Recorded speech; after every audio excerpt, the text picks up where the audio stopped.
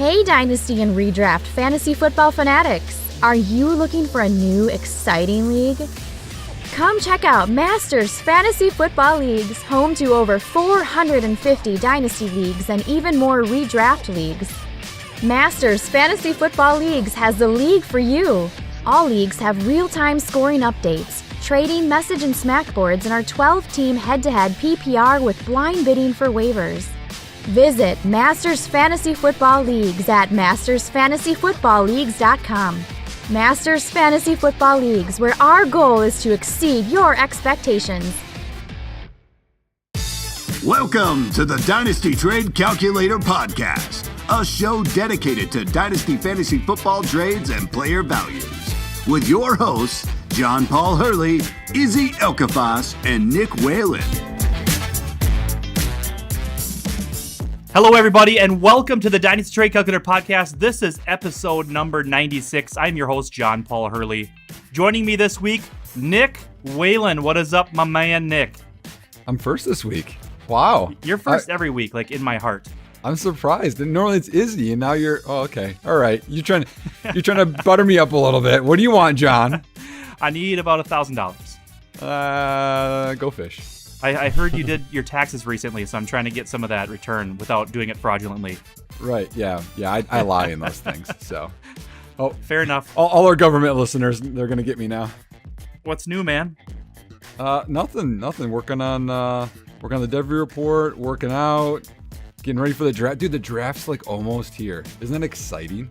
2 weeks from the time people listen to this, it'll be 2 weeks away. I'm very excited. Ugh. I'm jacked. I got to ask you, do you work on the Devy report while you're working out? Sometimes, yeah. Like, do you put pen to paper, like, while you're on the treadmill, and it's just, like, kind of like, you know, you can't understand what you wrote down later on?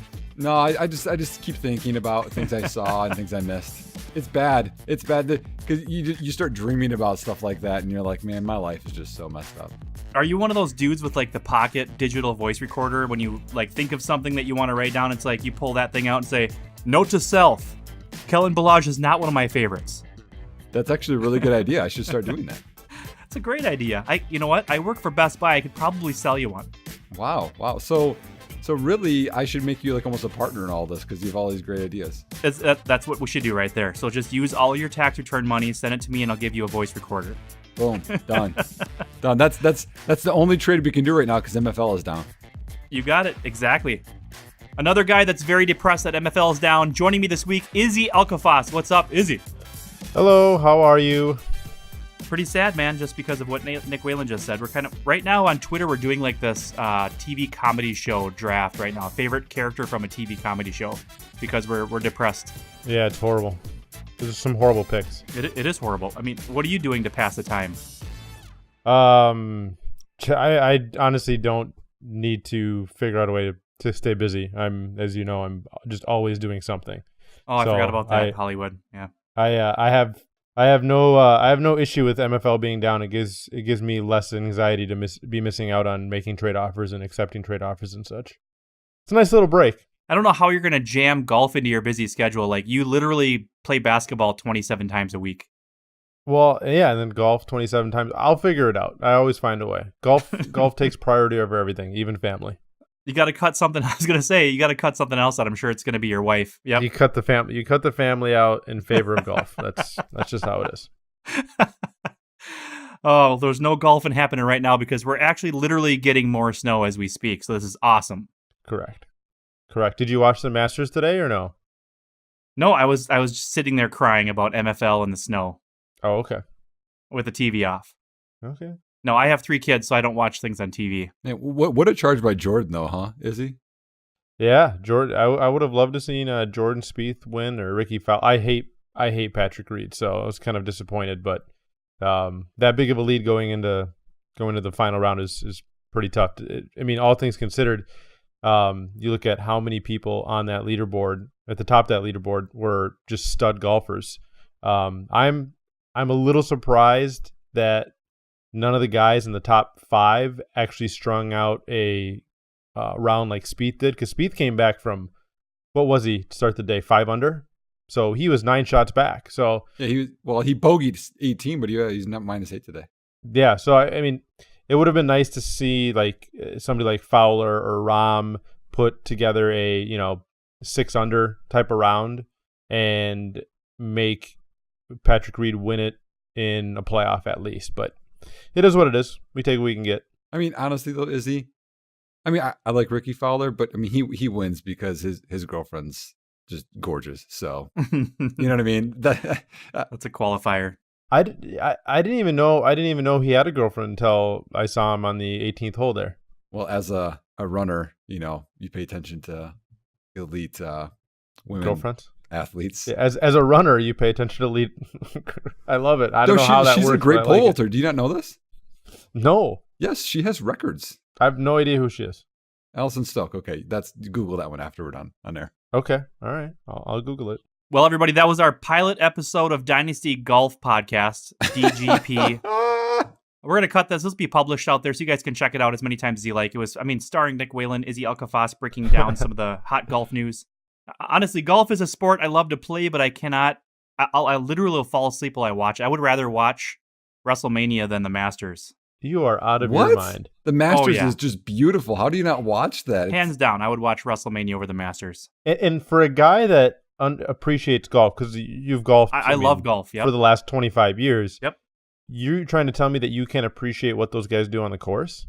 I've never been able to watch golf. Wow. I can appreciate it, but I will fall asleep, and I will fall asleep with a cigarette in my hand, and I'll light my house on fire. Izzy. Okay. Yeah. Izzy, who's better at golf, me or JP? Honestly, probably you, but JP can pound the hell out of the ball. JP's short game is probably the most abysmal thing I've ever seen in my life. Like you get him within 100 yards of the green, and you might as well count another 6 or 7 strokes. Yep. Oh man! But from 400 yards to 100 yards, he'll get there in one. Yep. I'm the par 4 guy that gets on the approach off the tee, and then I take 6 more shots to get in. Yes. I wasn't always that way. I lost my touch over the years. Yeah, I bet if Hurley played consistent golf, he'd be a tough golfer to beat. Yeah, I agree with that. Well, if he just takes the family off the agenda this summer, then you guys can, yes, tighten up that whole thing. Hurley, I'll call Leslie. We'll eliminate the family out of the summer plans, and then you and I will hit the links. Waylon will drive up. Yeah, I'm sure. Yeah, call her up. Yep, see what she says. Okay, all right. I'll schedule a haircut. I'll call my lawyer while you're calling her then, because I'm gonna need it. Well, hey, you guys, we want to talk about some football? Sure. Nah. What's that? Waylon, let's get everybody ready. Let's get everybody amped up. I want a whisper, Waylon, calculators ready. Get your calculators ready, everybody. Okay. Mount up, guys. Get your calculators ready. We're going to talk about some football here. Starting off with the first segment is the Dynasty Debrief. We're going to talk about some news around the NFL. The first one up to bat is Jordan Matthews to the Patriots. Kind of some big news that dropped mid last week. So we're going to cover this as much detail as we possibly can. This kind of was a domino effect from Brandon Cooks going to the Rams. Starting with Izzy. Izzy, talk to me about what J-Mac going to the Pats means to you. Not much, because I actually just have him in one spot, and I'm going to try to move him in that one spot. And I don't really have that many Patriots receivers, so to me personally, it doesn't do much. But for owners of J-Matt and other people in the offense, what we had talked about a week or two ago is completely obsolete now, because of J-Matt. He just adds another. I think the one guy that this doesn't really affect is probably Chris Hogan, or maybe Malcolm Mitchell, because they're going to need somebody to stretch the field, and Malcolm Mitchell hasn't had the opportunity to ever stay healthy, even dating back to college. And Hogan is a deep threat player from the slot, so now he's going to play on the outside when J-Matt and Edelman are healthy. So I look at this and say, this affects probably Malcolm Mitchell the most out of all the players in that offense. And I think J-Matt, for that offense, he's good because they need an Amendola replacement, and I think he's going to be a little bit better than Amendola. But I don't know if the expectations that people have put on Jordan Matthews, just being his, success early on in his career and how excited people got, draft Twitter at the time was super excited about Jordan Matthews. So I think people should temper their expectations. He's never been a 1,000-yard receiver. I don't think that's going to happen again this year. He struggles with his yards per reception, and he's not an after the catch kind of guy. So you look at this, and that West Coast offense, dink and dunk, it's not necessarily going to help his resume in terms of getting him to over 1,000 yards. Brady spreads the ball around. He's not going to lock in on Jordan Matthews. Even when Jordan Matthews got 125 targets in a season, he still didn't post 1,000 yards. So I am selling the fact that Jordan Matthews is going to be all of a sudden 1,000 plus, 10 touchdown guy. So I am pounding the sell button on this one. So a quick follow-up question before we pass it over to Nick Whalen. So Jordan Matthews just hit 25 years old. I've got him pulled up in the trade calculator at dynastytradecalculator.com. He's sitting comfortably at a 4.7 after the move, which is about equivalent to a 204. Are you buying or selling for the 204 currently? I'm holding for the 204. Okay. I'm selling as soon as you can get first round value. Fair enough. And yeah, by the way, this is a 12-team PPR format. I'm sure that different formats might dictate the different values, but have you seen him getting first round value yet? Like this soon after the move? No, I haven't in any of my leagues, but I would not be surprised if there have been plenty of J-Matt for first round picks out there. I'll be interested to see. I mean, have you guys, Nick, have you seen anything in your leagues? No, I haven't seen that, but I'm sure there's going to be some people that are going to get really hyped about it. But like you said, I mean, it's kind of a mess overall. I mean, Edelman's coming back. Gronk will be there. Deion Lewis is gone. I mean, we don't know what's really going to happen. I don't really mind. And they got Waylon, they got 2 first-round draft picks they're sitting on too, so it's possible they could use one of those for offense. Right. Although, isn't it so Belichick, though? I'll trade Cooks, and then I'll just sign J-Matt. I mean, it was just such a sly move by him. Yeah. If I had to buy a guy, I know Edelman is probably a little bit underrated right now. I'm going to buy Hogan. I know that's not kind of anti what Izzy just said, but, Hogan's like that sneaky guy, that he's a sneaky route runner, athlete. He just kind of gets the job done, and he's open a lot. Actually, when he was hurt last year, if you look at his numbers, I think he played in 9 games, but he started in 7. I broke him down versus the games he started in 7. I mean, he was kind of on pace for near 1,000 yards, near almost double-digit touchdowns. I don't think J-Matt's as good as Brandon Cooks, so that could be a guy that, if you need to flex a wide receiver 3 type, go trade for him now. Yeah, I agree with Whelan. I think he's a strong 3 or a flex pretty easily. Like that's a strong 3. Hogan, you're saying? Yes. Strong 3? Yeah. Okay. Yep. I think Hogan's a strong 3 or a flex, and he's probably you could acquire him for less than what Jordan Matthews is going for right now. So if it's between easily. those two, yeah, a third. Yep. Yeah, between those two, I'd probably pay a third for a Hogan. Mm-hmm. And just to circle back to answer my own question, I would probably consider spending like a mid-second on Jordan Matthews and hope what Izzy is talking about comes true, where I can maybe flip him for a high second or a late first. So I agree. Anything to add on Jordan Matthews? I've never been a big fan. I liked him out of Vanderbilt, but I think people got too hyped about stuff. He's a better football player than he is a fantasy asset.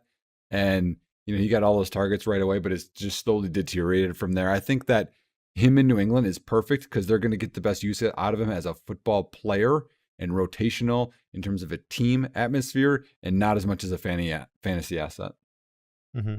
So I'm going to ask you guys a question. Who led the team in targets last year for the Patriots, and how many did they have? Patriots? Yep. I'm going to say, probably Hogan, and I'll probably say like 90. Nope. No, he only played 9 games. So he was on pace for probably the most, but who had the most targets? God, Cooks was heavily targeted. Edelman missed a ton of time. Gronk didn't miss much. I'm going to say Cooks, and didn't he have he was in the 90s, right? I'm going to say Cooks. Okay. That's on. Nick, do you have a guess? I'm going to say Cooks in 96. That was my initial thought. Okay. You guys are right on the player. It was actually Cooks in 114. God, he had so many more targets than I thought. I know. He eclipsed 1,000 yards. He had 1082, but he did it on 16.6 yards per reception, and that's not going to be Jordan Matthews. Even if Jordan Matthews gets the 114 targets that Cooks, let's just do it just for fun. You take out Cooks, even with Edelman coming back, you give him all those receptions, you're still looking at probably like an 800, 900-yard guy at best. So I've seen a lot of Jordan Matthews hype, but the picks can get spread around in that offense, and it's really not worth throwing him out there for his, 5 catches, 55-yard, games. I mean, his upside in a given week, honestly, is like an 8 for 90 and a touchdown game, and it's not worth having a guy like that out there. Yeah, especially at that first-round pick. Go ahead, Nick. Right. Yeah. 2 things before we move on here, because we've talked a lot about Jordan Matthews to the Patriots. Chris Hogan averaged 17.9 yards per reception 2 years ago before they kind of switched roles and Cooks took that deep role, so he could take that role and be successful. I mean, that's a pretty good number, and he had almost 700 yards. And then the other thing is, okay, just think about this, all right? You're the Patriots. You trade away Cooks. They're talking about Gronk retiring, him, trading away, etc. You got 2 first-round picks. You let Deion Lewis go. What if they took a running back early and they went back to that Corey Dillon type of offense where they really pounded the rock, and then there was play action as Brady heads into the twilight of his career? What do you guys think about that? I mean, you think about John Elway got back and really good. I know the Patriots are good, but, he held that level with Terrell Davis. What do you guys think about shifting the offense? That's what I was leading to when I said they had a couple of first-round picks. In fact, I just read recently that Geis either visited or is visiting the Patriots, so I could see something like that coming to fruition. No, I'm not buying. I mean, it's been 13 years ish since they had a guy that. When was the last time they had a 1,000-yard running back? I don't know. I mean, I thought it was going to be Lawrence Maroney. I think that was the last time I got excited about. Did Ridley have 1,000 yards? Yeah, I think the year before I traded him to you, he did. So Ridley, and then I ended up trading for T-Rich, and that backfired too in a deal. So Ridley, I guess, did, and then he disappeared. Lawrence Maroney, I thought, was going to, and then he disappeared. Yeah, 12. Just to give you the stats, he had 1263 and 12 in 2012. So 12, 12, 12. So I guess we can frame it a different way. When is the last time they put draft equity into the running back position? Well, here's my point, is that Belichick will do anything. He does different shit all the time. He's not married to one, defense, not one, he changes things often. And I think that he's always looking for wherever the value is. And I think the value now is kind of to get a running back, and running, because with defenses being so multiple and being so light in terms of the weight, it's easier to run the football now. I don't know. I just think it's something to think about. That could be and again, not that they get, Geis or trade up for Barkley, which would be insane, by the way. I mean, what if they get, say, Nick Chubb in round 2? That's what I'm thinking. And Izzy, that's why I half agree with you. I don't think they'd spend a first-round pick on that. But in the second round, if the value falls, I think they probably would consider doing something like that. I agree with Waylon. I just feel like Bill has decided that he's not going to put a lot of draft equity into running backs. Like, it seems like for the last 12, 13 years, he has said, what works for us is committee. Like, they've had no issue getting production out of the running backs for the last, ever since they won a Super Bowl, in their first Super Bowl. So I don't know. I just don't think that we've been tricked into buying these players, and it's a carousel of people going in and out. And I just can't imagine them spending first round equity. Bill seems like he understands the running backs are a dime a dozen. I'd rather get other players at other positions that can make a bigger impact. I got James White. I got Rex Burkhead. I got Mike Gillislee. I just signed Jeremy Hill. I'm going to roll out this poo-poo platter like I've always done, and it's going to work for me. If one of these guys pops off like a Stephen Ridley and he produces a lot greater than we expected, fine, But even in that season, when they got Ridley, I can't remember who it was. It wasn't Shane Vereen. Who was the other running back that they had that was drafted higher? They drafted Ridley in the 4th, I want to say, and they drafted somebody else in the 3rd. Do you guys remember who that was? Vereen was the 2nd, wasn't he? 2nd or 3rd out of Cal. Was it Vereen in 2012? I think it would have been, yeah. They were both, yeah. For sure. Well, instead of guessing, I'll just look it up. Yeah, pull it up. Izzy, can I ask you something while I'm pulling this up? Yeah. Just on the point that you made earlier, before we pass it over too quickly. I got to ask you this. So would you ever imagine a scenario that Bill Belichick, Tom Brady, and the Patriots might do something different based on the fact that Tom Brady's turning 41 in August, Bill Belichick is turning 66 this month? So, like, I understand what has happened historically with the Patriots, but now they've got, they're staring at death in the face, holding a sickle. Okay. What do you? I guess I'm missing what you're asking. I'm asking you if you think they'll do something against the grain that they normally would do because they need to win right now. Yeah, but and that's the thing. Why would drafting a running back early going to be that thing that helps you, considering that they have players that have, like James White has been a great receiving back, and Gillislee, obviously, he had 3 touchdowns and then disappeared. Rex Burkhead was the guy down the stretch.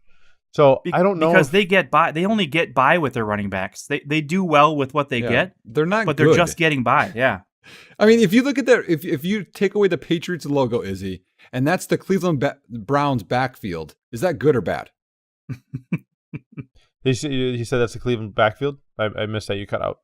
Okay, so if those are the 4 running backs and they're at Cleveland, and we take away the New England Patriots team and scheme and everything, is that a good backfield? No, I mean, no, it's not. Okay, well, that's what we're saying. So, but here's the thing. They do change.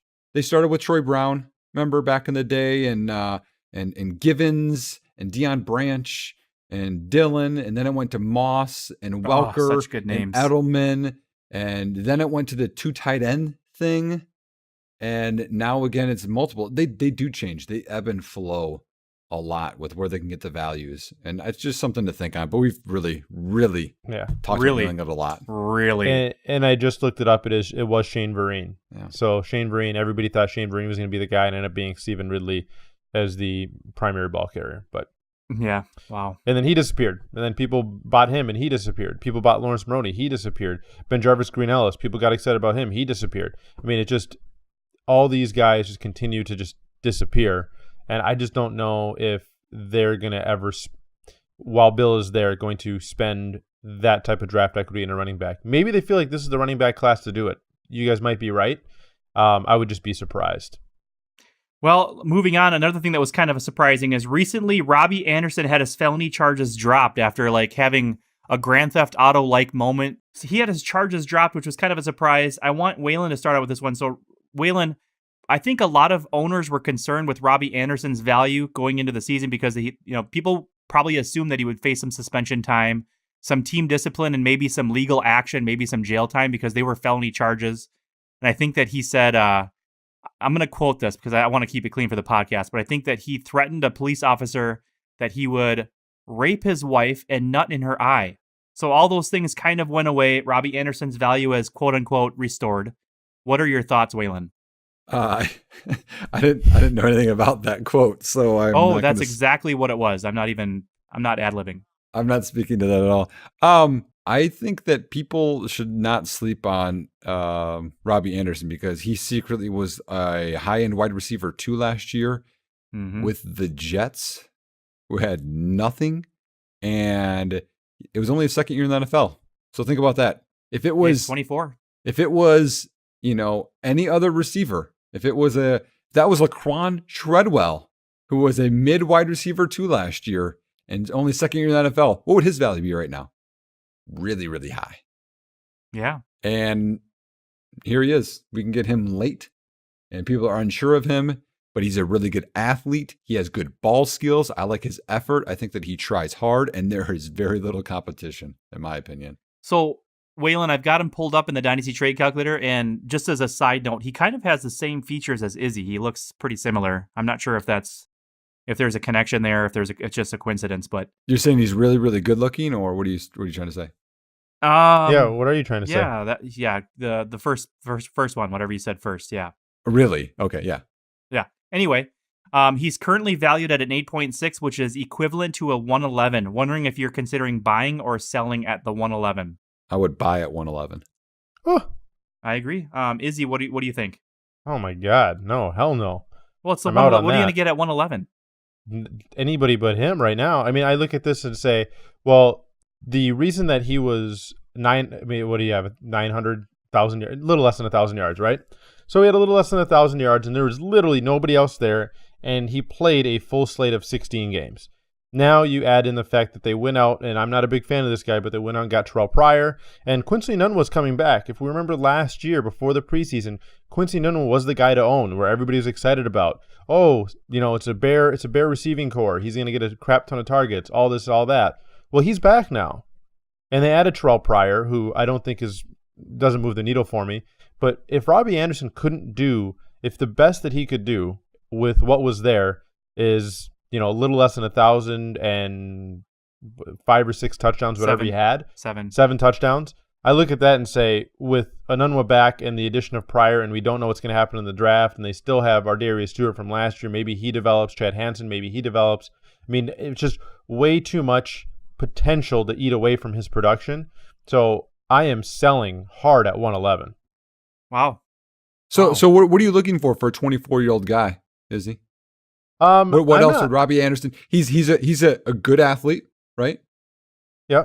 I mean, you have to remember, Jermaine Kearse had a respectable season, and nobody's excited about him. He almost had the same amount of production. Jermaine Kearse. Okay. I mean, but he's 30 years old. I mean, I know he is. I understand that, right. But Jermaine Kearse is an average receiver, correct? Sure, but Quincy Enunwa had 100 yards, almost 100 yards less than Robbie Anderson the year before, on 9 less targets and averaged a worse yards per reception and had less touchdowns. And you're talking about Quincy Enunwa, not Robbie Anderson. I'm talking about because people are forgetting about Quincy Enunwa and they're willing to pay first round value for Robbie Anderson. If I'm going to get similar production, give me the guy that I can get for a 3rd round pick. You can get Enunwa for nothing, scraps, pennies on the dollar. When I look at Jermaine Kearse, like you just said, as an average receiver at 30 years old, and their production was similar. Now, Robbie Anderson did not completely outproduce Jermaine Kearse. And Jermaine Kearse was there it was his first season there, learning the new offense. And he still put up respectable numbers next to Robbie Anderson. So if you're putting it up relative to the type of talent, if Robbie Anderson is putting up similar stats to Jermaine Kearse, maybe he's a similar talent to Jermaine Kearse. I'm wondering, so Josh McCown got hurt, like week 12, week 13, week 12, 13? I can't remember. I just assume that he's always hurt week 1. It was so he missed like 3 or 4 games. So I think Robbie Anderson's production dipped. I mean, maybe that offense is going to be good enough to be able to sustain both of those guys when they're healthy. I don't know, because they don't really have a running game right now. Like Crowell, is he going to rejuvenate the running game? I don't know. That's up to I mean, there's a lot of running backs available in this draft that people can go after. You look at just their production in general. Just because Robbie Anderson lost Josh McCown doesn't mean that Jermaine Kearse didn't last year. Right.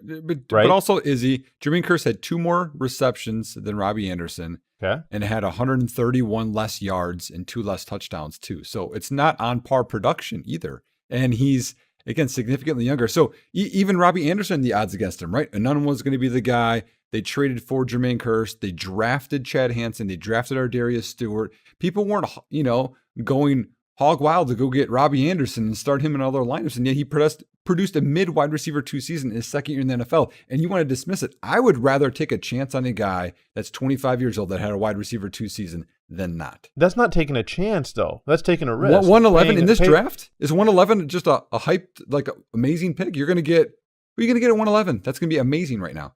Well, almost all of my leagues are super flex, so I look at it from a different lens. Yeah, if we change it to super flex, that's different. And even in a standard league, you look at the amount of receivers and running backs that are in this draft. I bet I can find 11 wide receivers and running backs that I'd rather have than Robbie Anderson. I can't. Okay, so we can do so let me get some time to get all the top 11. Mm-hmm. And then later on, we'll bring this back and we'll ask, who would you rather have between the top 11 and Robbie Anderson? Should we just sit here with dead air while you search for those things? We just won't say anything and let the crickets roll or something, and then you come on when you're ready. Okay. All right. Just kidding. We won't do that. But I can pull it up. Can I just throw a little bit of a caveat in there for both Waylon and I? So I think Waylon and I probably would do like the 111, 112 for Robbie Anderson, but neither of us would do it right now. We'd probably both wait the 2 weeks for the draft to happen. That way we could get Robbie Anderson plus. Well, that's what we're asking right now.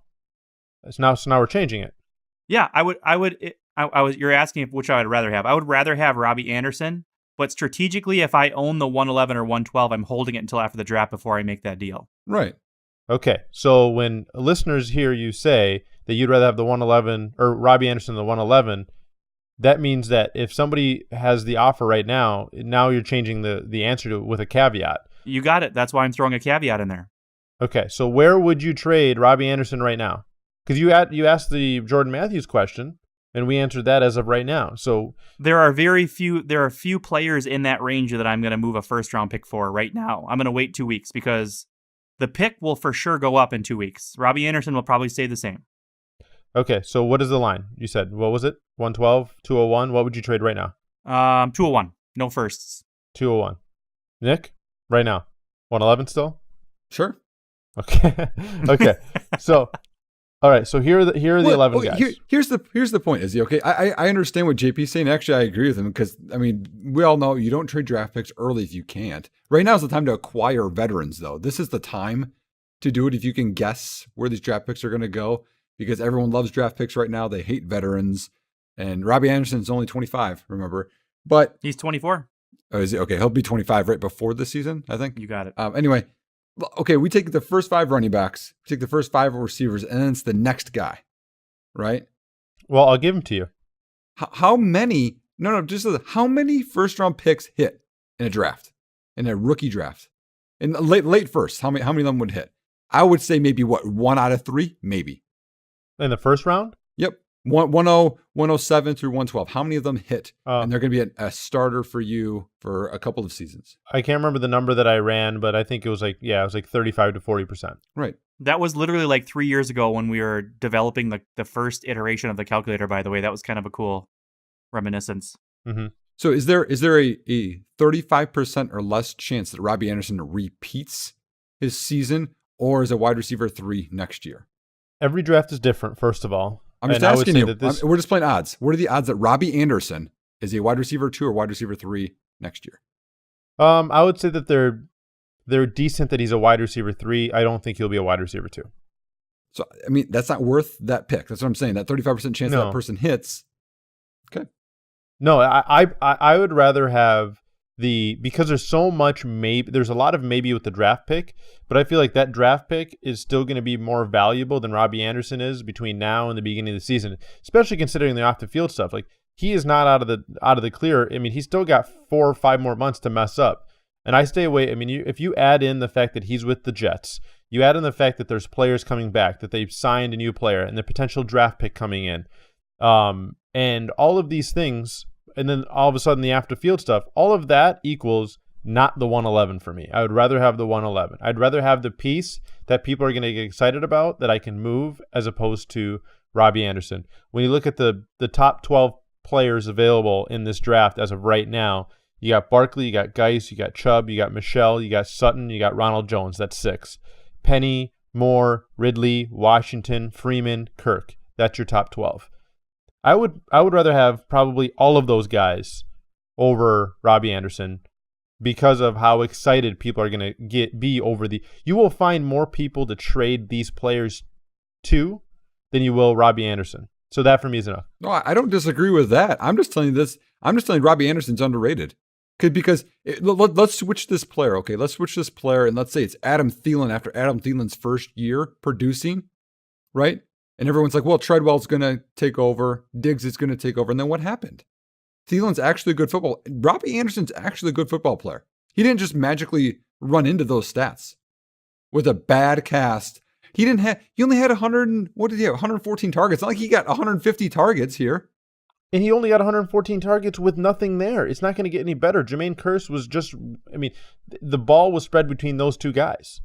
Right. So he's not going to get 130 targets coming up this next year. You don't know that. I mean, it's not going to get better. It was like a perfect scenario for Robbie Anderson.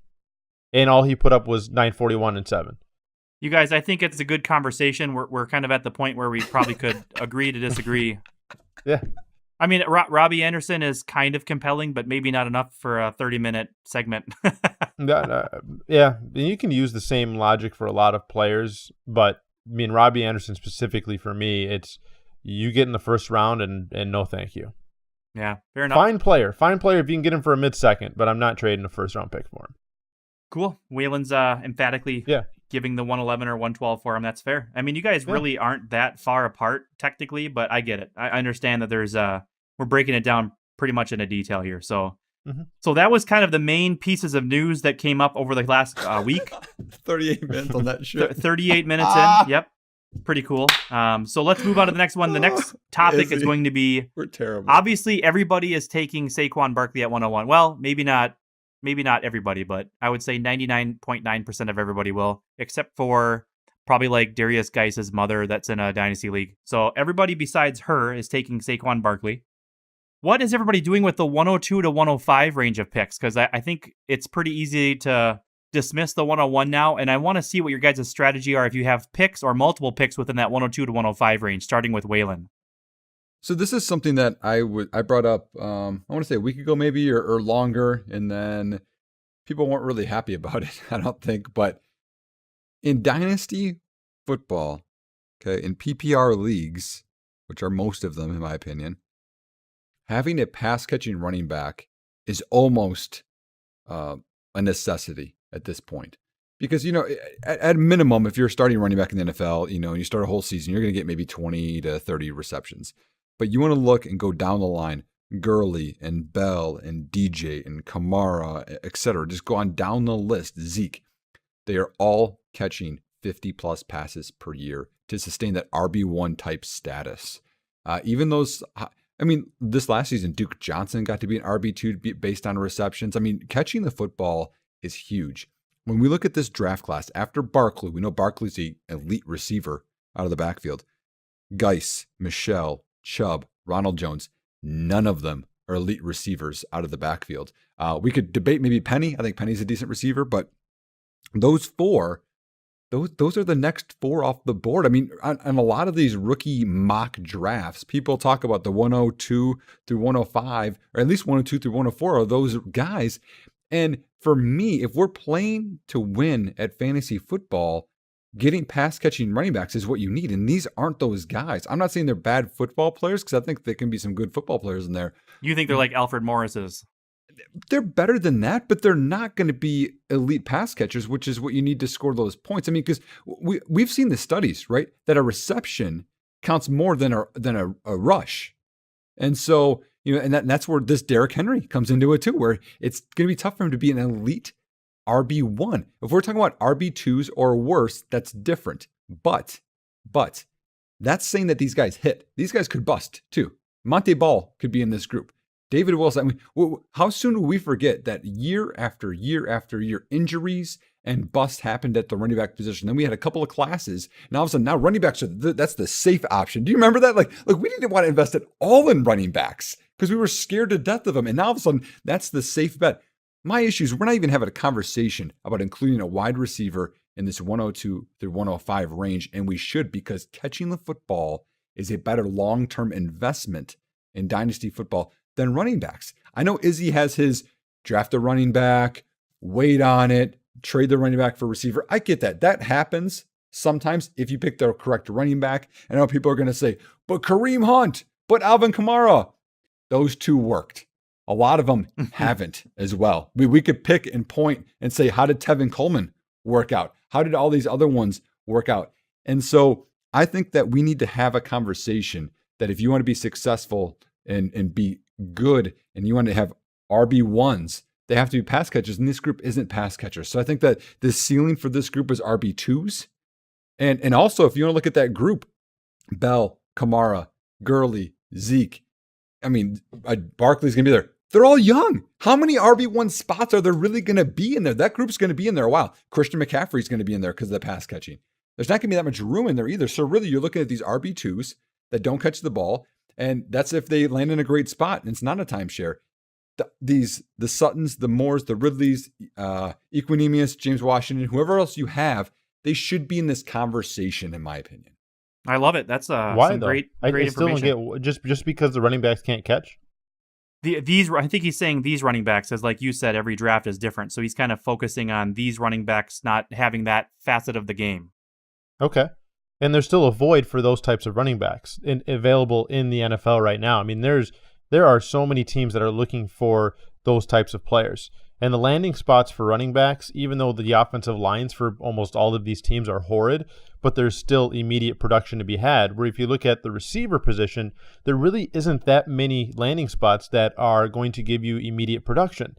So you look at it from a value, if you're talking about value gained and insulated between now and next year, drafting a wide receiver is a bad proposition. And we've seen that historically outside of the class of 2014, and you can make an argument for 2011 with AJ Green and Julio Jones, but those guys were up there with the 101, 102 in almost every rookie draft. So when we know when the good elite receivers are coming out. The hype in 2014 was this receiver class is stacked.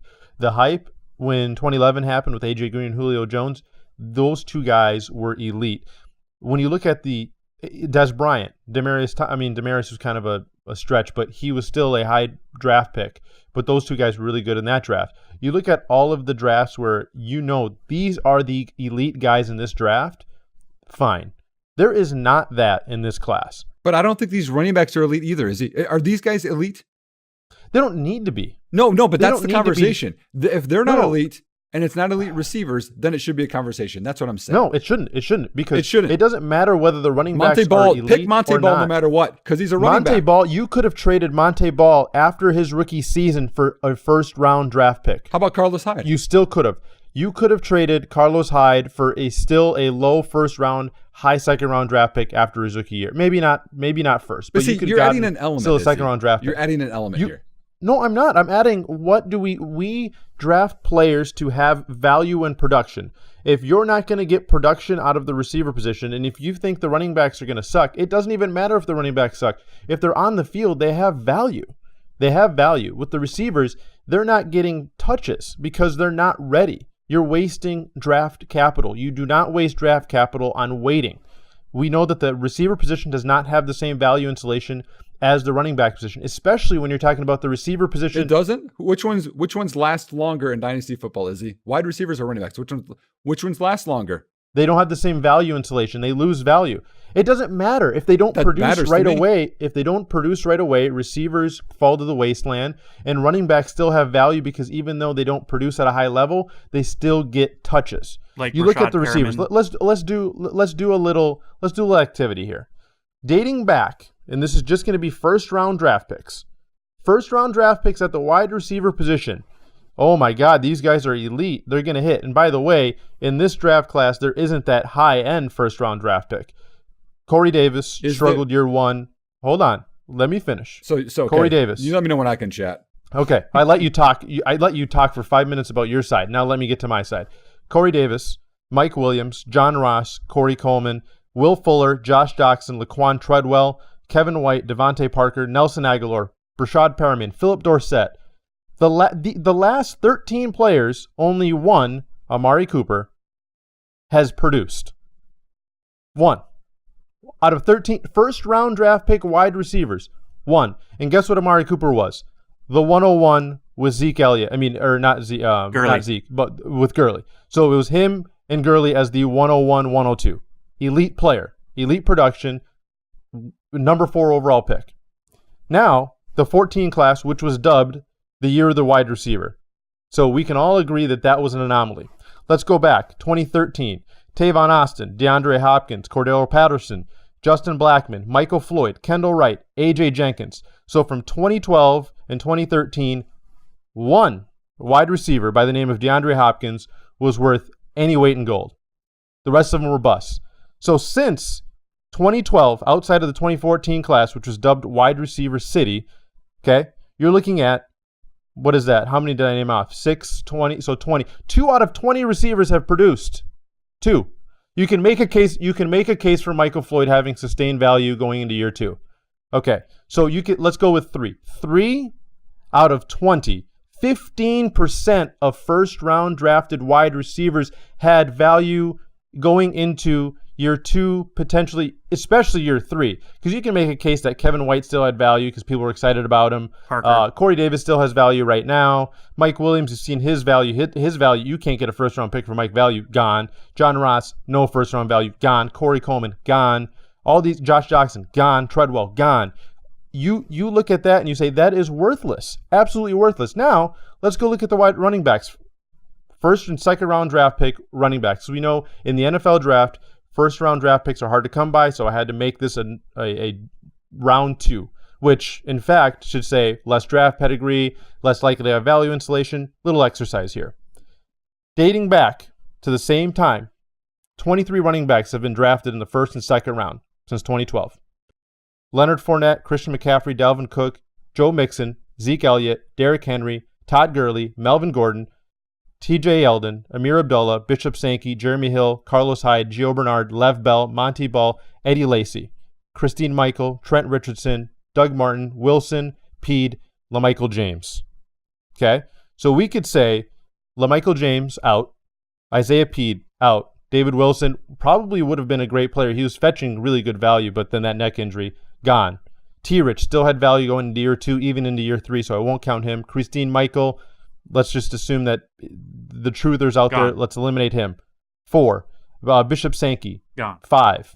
Okay, so 5 out of 23 players had 0 value installation. Let's just go with that. They were worthless right from the get-go. They did not hold their value. 18 out of 23 running backs, even TJ Yeldon going into year 2, even though he had bad production, still had first-round value. Amir Abdullah, people are still getting excited about him into year 2, first-round value. Jeremy Hill, that running back that can't catch passes, huge value going into year 2. And he wasn't expected to have a great season, second-round pick. Carlos Hyde, not a receiving back. Still has value even today. Monty Ball, not a receiving back. Had value going into year 2, even though he didn't produce well year 1. Look at Eddie Lacy, not a receiving back. Had value as a running back. Doug Martin, 0 receiving capabilities. Elite value going into year 2. He was up there in the top 10 draft picks going into year 2. You look at Derrick Henry, still has value today. I mean, all of these players, even though they're not, Leonard Fournette, not a receiver, still has value. Todd Gurley showed that he could catch in 2013, digressed a little bit in 2014 as a pass catcher, but we've seen today that he's developed into a really good one.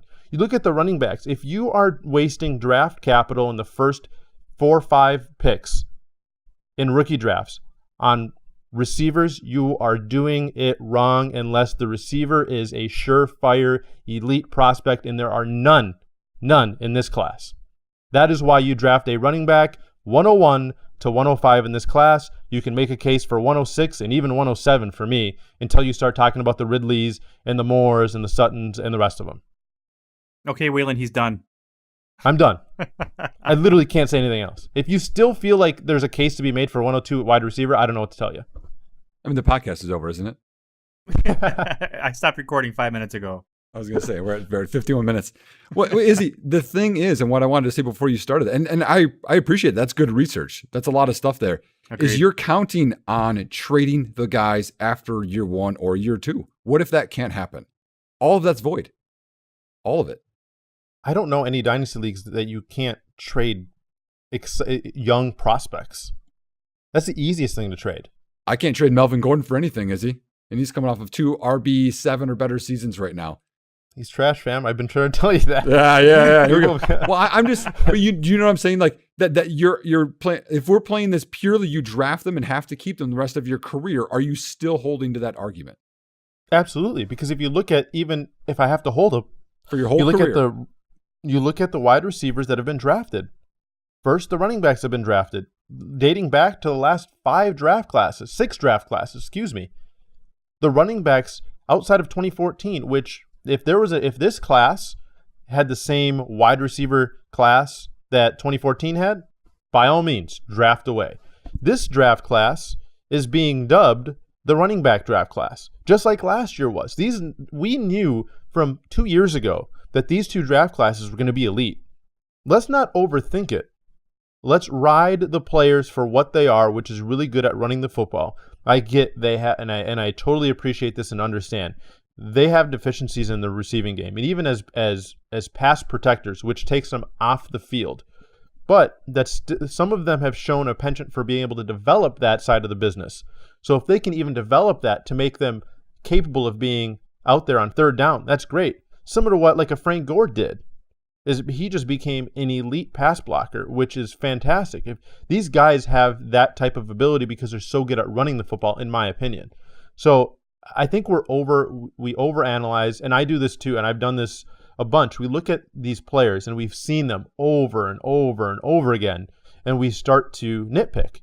I mean, as a Debbie guy, which we have great appreciation for your work, but you've been watching these guys for 3 years. And what you start to do is you start to get a little bored. And you start to say, well, God, this is really starting to bother me. And we get fixated on, I do it all the time. I get fixated on a negative trait and I just sit on it. I'm not saying that's what you do. I'm just saying that's what I think most analysts do. In general, it's hard to avoid.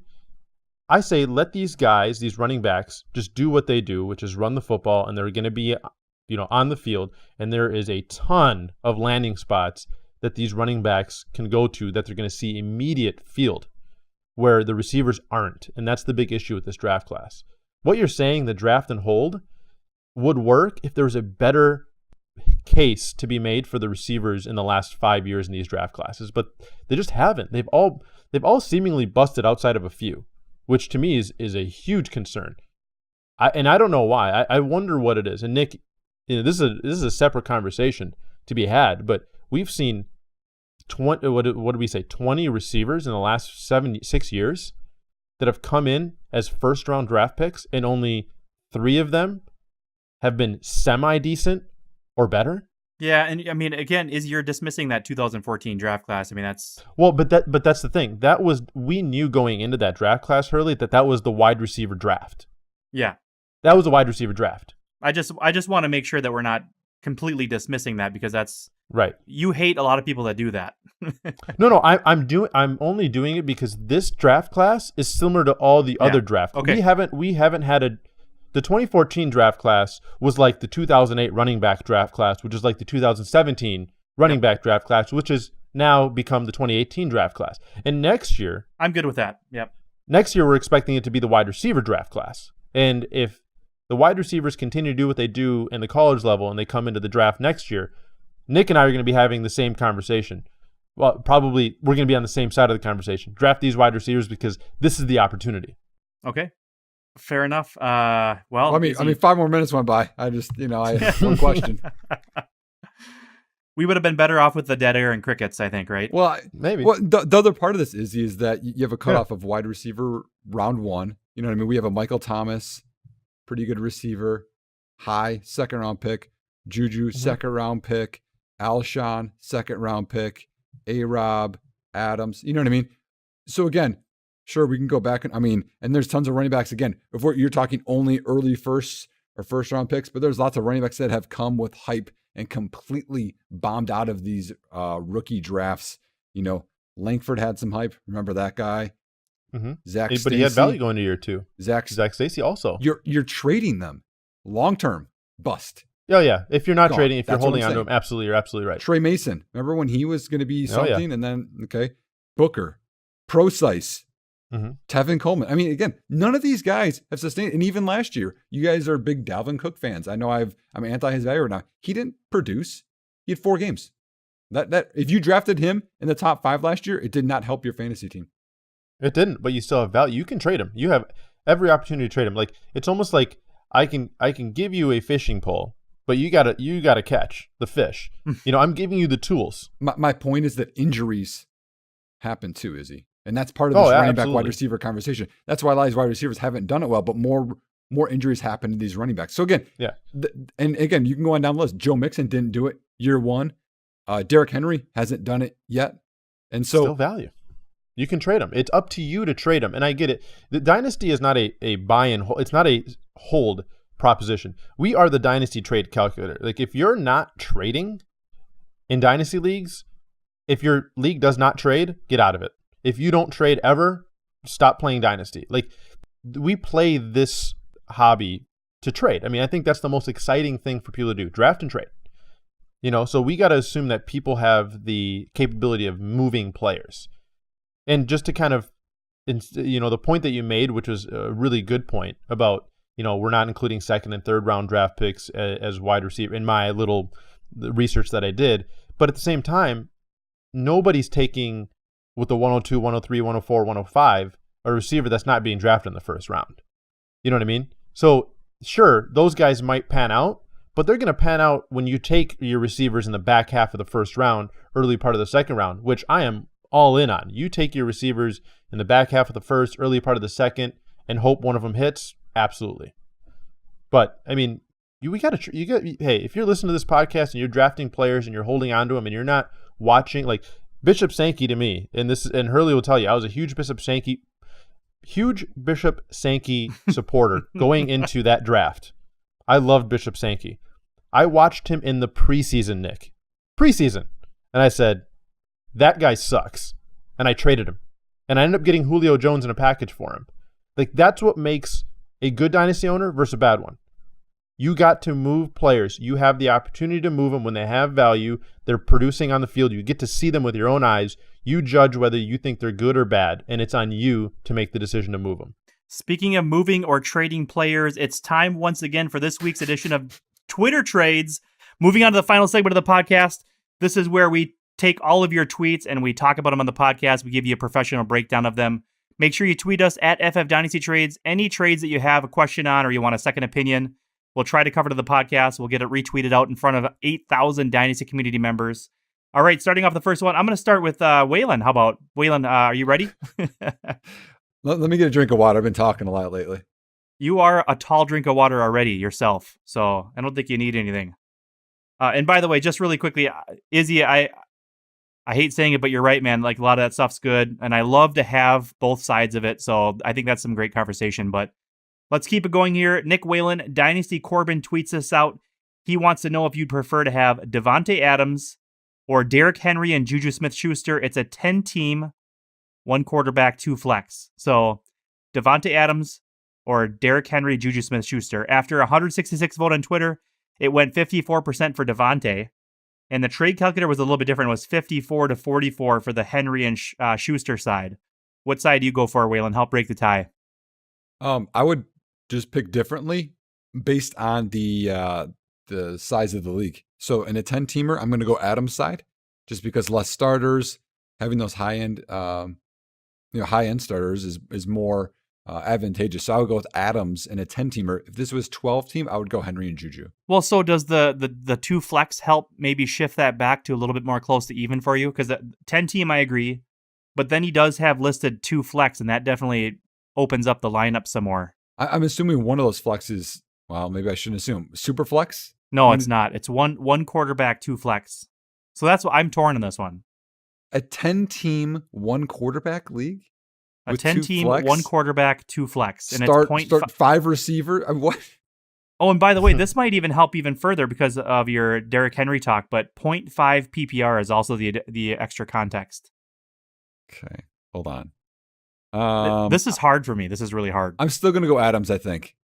Okay. Based on that part of it, and based on I like Juju. He really rose for me last year. I was kind of anti him coming out. But that situation, I'm still unsure of what's going to happen there. Okay.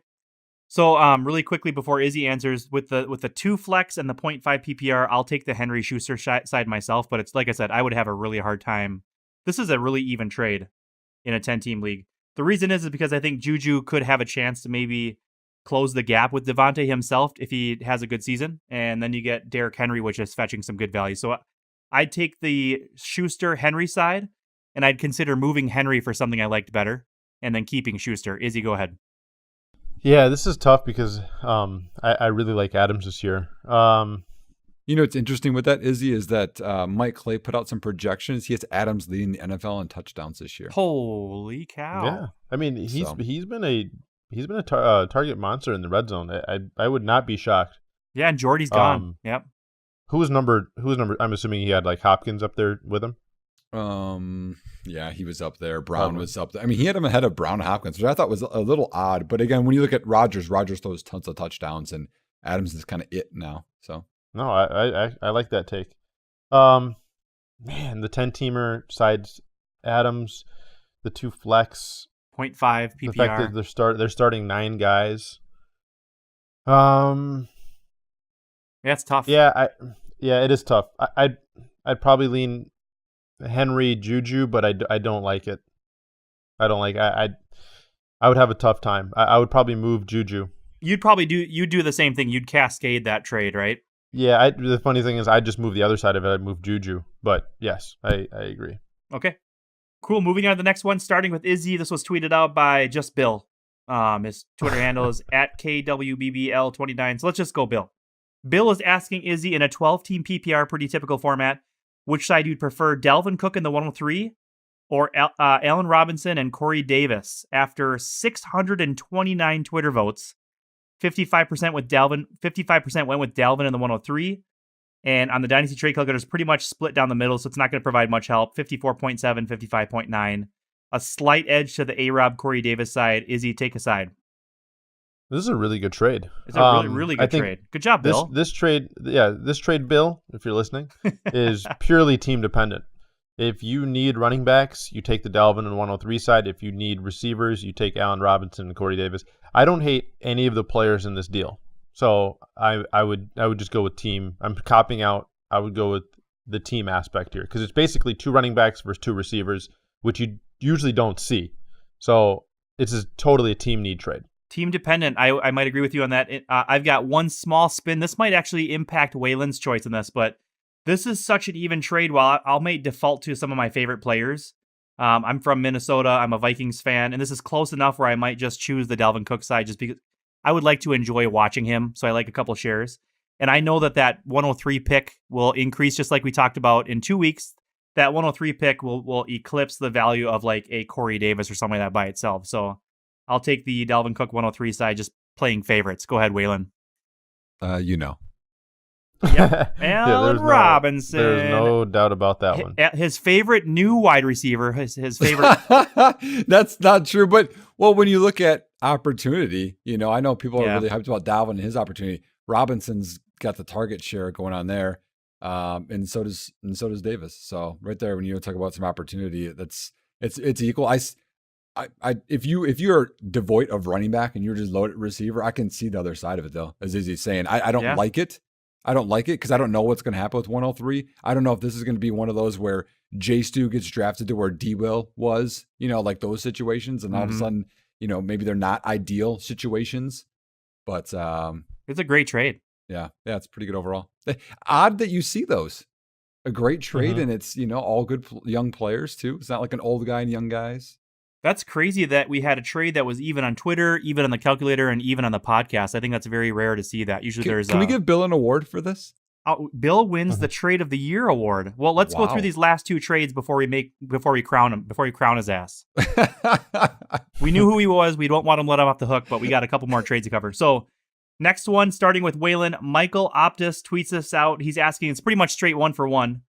It's a Dynasty PPR. We don't get a league size context, but it's a start 1 tight end, 3 wide receiver. So it actually just typical format. 1 for 1, would you prefer Kelvin Benjamin or Kyle Rudolph? A little bit more of a, not quite a high fire trade like that last one, but it was 47-53 on Twitter after 129 votes in favor of Kyle Rudolph. And the trade calculator had it 9.7 to 6.3 in favor of Kelvin Benjamin. Waylon, what do you pick? Gross. I mean, yeah. I'm going to do something that I think most people wouldn't expect. I'm going to go the Kyle Rudolph side and look at this as a really short-term deal with Cousins there. I like Rudolph's shot at getting a lot of touchdowns this year. You know what? I might agree with you on that because I think Cousins might impact Kyle Rudolph similarly to how he impacted Jordan Reed, and Jordan Reed couldn't really stay on the field. A fully healthy Kyle Rudolph, let's see what a full season can turn into with Cousins under center. Izzy, go ahead. I think it's easily Kelvin Benjamin here. That's all I need to say. It's okay. Easily Kelvin. I think Kelvin got a bad shake last year, switching teams. Tyrod doesn't pass the ball. I think with a new, and I get it, AJ McCarron isn't that sexy, but you could be looking at a new quarterback under center for the Buffalo Bills long term that has a better upside than AJ McCarron, because AJ McCarron's probably he's a game manager. He was like that in college. So I look at this and I say, I like the potential upside with Kelvin Benjamin here. He could be looking with Cam. He produced, but he also had a very inefficient quarterback. Last year, his catch percentage actually increased in Buffalo than it was with Carolina. So I look at this and I say there's some potential with Kelvin Benjamin, especially as a red zone target, a guy that could get double-digit touchdowns with the right quarterback, and with tight ends, it's a poo-poo platter. It's easy to find Kyle Rudolph type production. Is he? But I do like the angle of the Kirk Cousins side of the extra touchdowns in the red zone. Is he double-digit touchdowns for Kelvin Benjamin? That's a hype train right there. But I can't believe no respect for Nathan Peterman. They got the best quarterback on the team right now. Oh, Nathan Pickerman. Come on. Respect, man. I think he broke Al Bundy's records for picks in a game. At least he's got a record. Think about it. Yeah, he does got a record. He's breaking records over here. Yep. I mean, Waylon, you and Nathan Peterman are basically the same people. Like, you put your pants on one leg at a time. The only difference is when Nathan Peterman puts his pants on, he breaks records. Not sure if you knew that. Last trade of the segment, last trade of the podcast. This one was from an email, so we don't have a Twitter result, but this is going to be really good. Starting with Izzy on this one. So, Izzy, would you rather have OBJ, Aaron Jones, and the 104? Got that? Mm-hmm. Or Cousins, Kamara, Diggs, and then a 204, 302. So a couple of picks. So OBJ, Aaron Jones, 104. Cousins, Kamara, Diggs, 204, 302. Plugging into the Dynasty Trade Calculator, this is a very confusing trade. The only format of the league we get is a 12-team PPR. There's no super flex. There's no flex. Nothing else disclosed. It was 82.3 to 84 in favor of the slight edge of the big package side. So the Kamara, Cousins, Diggs side. But what side would you pick? So I'm gonna try to chop this down a little bit. Yeah, and this is tough. I'm gonna make it OBJ and the 104 for Kamara and Diggs. Okay, fair enough. So I'm gonna basically wash Aaron Jones and the mid 2-0 whatever it was. 204 and 302. Yeah. Okay, I'm gonna wash that just for fun. And you can add Cousins into that, but in one quarterback leagues, I don't really put a huge value on quarterback unless you're desperate. I would take OBJ here. It's not enough to cash out for me. So OBJ in the 104 is greater than that package, even though it is compelling. But you're basically buying Kamara and Diggs at an all-time high, and you're potentially selling OBJ at a low. So I like the OBJ side. I agree. Actually, I would probably say that Diggs is close to the same value as a 104. So you can probably almost wash Diggs in the 104 out. So this is almost like Kamara OBJ, right? Fair. Yeah. Yeah. You can I think I would prefer Cousins, the 204, the 302 over Aaron Jones. I don't think it's completely fair to like wash that completely, but I know what you're getting at, just to kind of like keep it more simple. Yeah. And this is one of those things, the calculator does have a small fallacy when it comes to entering a whole bunch of shit on one side. It just can't. This is essentially a 2 for 5 or whatever, a 2 for 4. I also don't think. Yeah, no, you're right. I don't think you can also. I think Diggs has more value than 104. I mean, those two picks in Cousins are a little higher than Aaron Jones. Diggs is a little higher than 104, and OBJ is higher than Kamara. Yeah. But I'm with you guys. I'd rather have OBJ because again, how soon we forget he has had like a historical start to his career, like amazing. Don't the off the field, great start to his career, and he's still young. Like don't mess that up. Question for you guys, being Minnesota people, you probably hear more insight. And this is you can tell this guy's stacked Cousins and Diggs. He's trying to play that card there. What's going to happen with that passing game?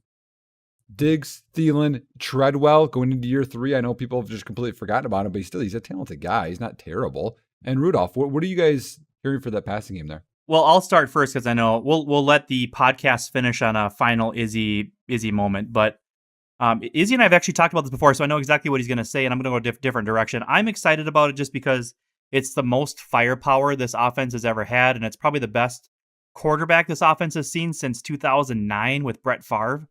So I'm really interested to see if we use it. That's going to be the question, and that's what Izzy's going to talk about. But I really like what this could be, and I'm more hopeful than Izzy's going to be here. So go ahead, Izzy. Yeah, I just don't know how much better it can get for Diggs than it was last year. And my big thing with Diggs is that he just can't stay healthy. And I get he's just been nicked up and he's missed a couple games. But I don't want to say he's going to get hurt, but one of these injuries could be a lot longer term than just getting some soft tissue injury. So for me, I'm just selling how soft Diggs has been dating back to high school. He just gets hurt. He doesn't get injured. He gets hurt. Yeah. I look at this and say the offense with everybody healthy is absolutely phenomenal. I mean, it's got to be one of the scariest offense. The offensive line actually is pretty solid. You have Delvin Cook coming back healthy as a receiving option. Kyle Rudolph as a respectable tight end. You have Thielen. You have Diggs. So I mean, that's awesome to have. And picks in the draft too, yeah. And picks in the draft. I think they signed Kendall Wright also, right? Yep. So maybe it doesn't move the needle for a lot of people, but still an upgrade over Jarius Wright, in my opinion. Yeah. Whatever. So I saw him like Kendall Wright. Seriously, we acknowledge he's bad. Him. What? We acknowledge that he's bad. He's just the fourth option, or the sixth option. Yeah. Well, remember that 1,000-yard receiver season he had? He's just so soft. I've been against him forever. I mean, we still have Michael Floyd. I agree with Waylon. He probably doesn't deserve to be mentioned because we still have Michael Floyd, Laquan Treadwell on the team. Yeah, 3 first-round picks right there, guys. You guys are loaded. 3 firsts and Diggs and Thielen. Let's go. Loaded. Let's go. But no, I look at this and I think it's a good time to cash out on Diggs just because of the injury history there. Yeah. But I think the offense in itself is going to be absolutely ridiculous. Does that answer your question, Waylon? Yeah, but how's it going to break down? So you're selling Diggs, but how's that breaking down? I don't think it changes from last year. I don't think you buy anybody. Honestly, I don't think it's a buy for anybody. The thing is, the values have been so overinflated by the expectation right now. You look at Diggs, I don't think he's going to get much better than the top 20, dynasty asset. You look at Thielen, he's up there now. Because he was white, people were hating on him going into last year. Now he's become a legit prospect. He still might be the guy to buy because you could still probably get him for that mid-first round pick. And then you got Treadwell, he's worth a shot, and you can get him for next to nothing. But there really isn't anybody that I'm like, I'm gonna buy this guy, and this guy is going to pay dividends for me. So I don't know. You could make a case for maybe Latavius Murray again, just because Cook once again injury history there. Yeah. But I will say, if Diggs gets hurt long term and you have Treadwell, that's going to be a nice grab. So maybe I will give you an answer, Nick. Go get Treadwell for dirt cheap and maybe Latavius. And maybe Latavius. Actually, I think we're going to change his first name to Maybe. So we'll call him Maybe Murray. That'll be his legal first name. Okay. And go get Laquan. That'll be his legal first name. Who are you buying, Nick? No, I'm with you. I know people are he's trash. I mean, there's a difference between a player playing and a player not playing. And Treadwell just hasn't had a huge shot. You know what I mean? I realize part of that's on him. But you know what? Adam Thielen, he's a pretty good football player. And people realize that now. Stephon Diggs, he's a pretty good football player. So, I mean, how much opportunity is he really going to have? And so you're right. And he's 22, I think, still. He needs some help. In the same realm, and I know people are going to hate this, Kevin White has played 5 football games in the NFL. 5. Mm-hmm. Mm-hmm. I'm not saying he's good. I don't know that we can say he's bad. He's been hurt.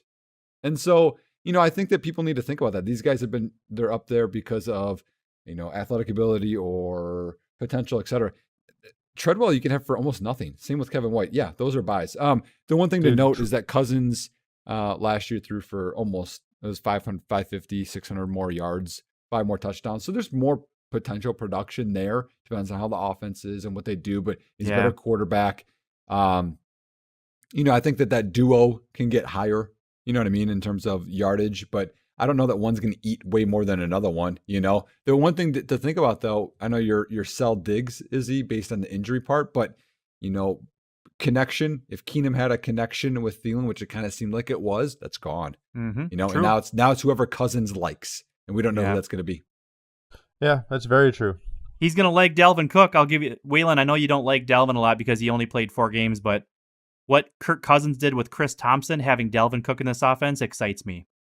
Yeah. Right. By the way, Laquan Treadwell and Kenneth Dixon are 1 spot apart in ADP. Oh my God. I mean, I honestly, here's the thing. Okay. I put that out on Twitter. I like Dalvin Cook, the football player. He's overrated. You just don't think he should be fetching that value, right? No, his injury history is extensive. He's had 3 shoulder surgeries, hamstring issues. He had an ankle issue and a torn ACL. And he's, 22? Whoa, that's a lot of injuries, boys and girls. Yeah, I agree. Mm-hmm. Well, that's a good spot to stop. I want to first congratulate Bill for having the Dynasty Trade of the Year. That was a great trade.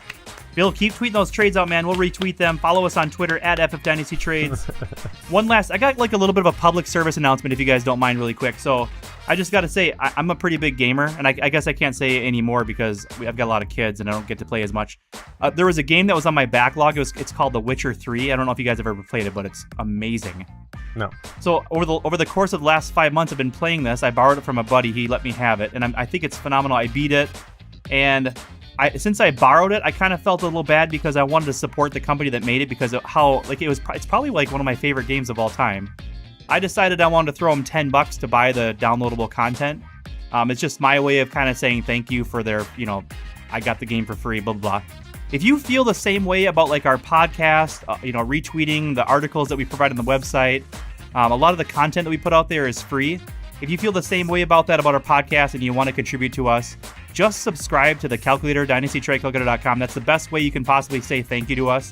If you appreciate Waylon's work, sign up and subscribe to the Devy Report. His graduates report is phenomenal also. That's just the best way you guys can say thanks to us. I wanted to put that out there because it's kind of an important thing for us. We use that money to develop the calculator further. All the different features on our website, it costs a lot of money. In fact, in 2 weeks when the draft starts rolling around, we're going to drop a whole bunch of new features on the calc. That money's got to come from somewhere. If you want to say thanks, subscribe. That's all we got for you this week. Thanks for tuning in. Bye.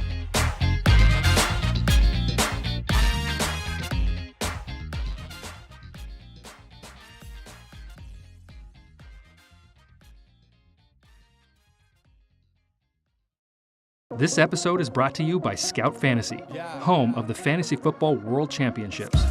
Scout is your one-stop shop for expert advice on Dynasty, Redraft, and DFS. Join the Scout Army at scoutfantasysports.com and start your new membership today.